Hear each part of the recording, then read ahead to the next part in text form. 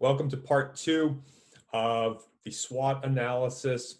In this video, we're going to talk about the opportunities and threat side of the SWOT analysis, which has an external focus to it. So if we dive in and we look at the external focus, what are some of the things when we are looking at opportunities and threats, what are those categories look like? So first is you want to be able to look at what the trends of the market are doing. What are the things happening outside the walls of your organization? What's going on with regulations, any shifts in funding or consumer behavior or consumer buying, or state and federal buying, etc. What does the competitive landscape look like? Are we dealing with nonprofits? Are we dealing with for-profits entering the nonprofit space?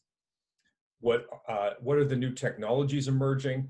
Are there technologies as an opportunity or a threat that we need to consider?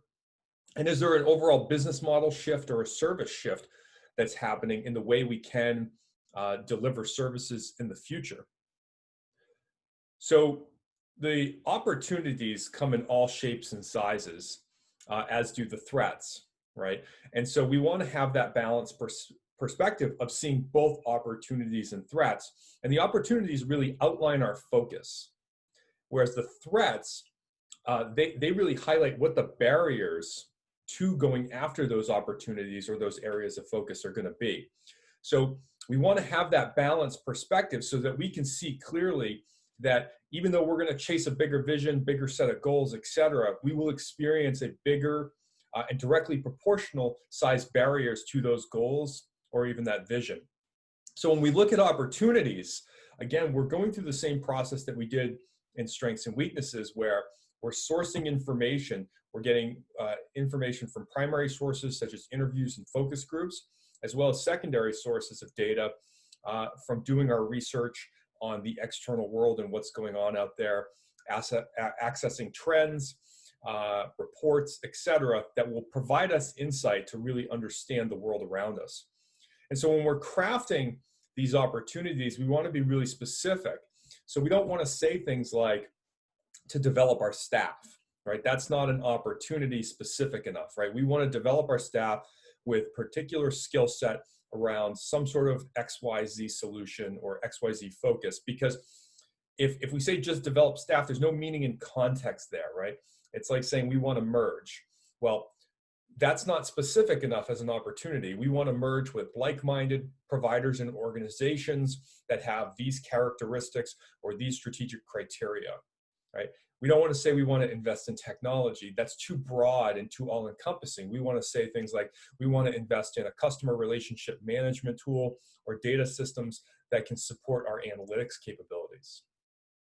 So when we look to the threat side, what those barriers are going to be, again, we're getting information from our stakeholder interviews, as well as engaging in focus groups and the folks around us, whether that be the boards or other stakeholders, and then looking at some of the reports and external data sources that might provide us insight to things coming down the road. And we want to be specific again. We don't want to say one of the threats is competition. We want to say that this organization, XYZ organization, is entering our geography, and they are a potential threat to maybe this program or this service.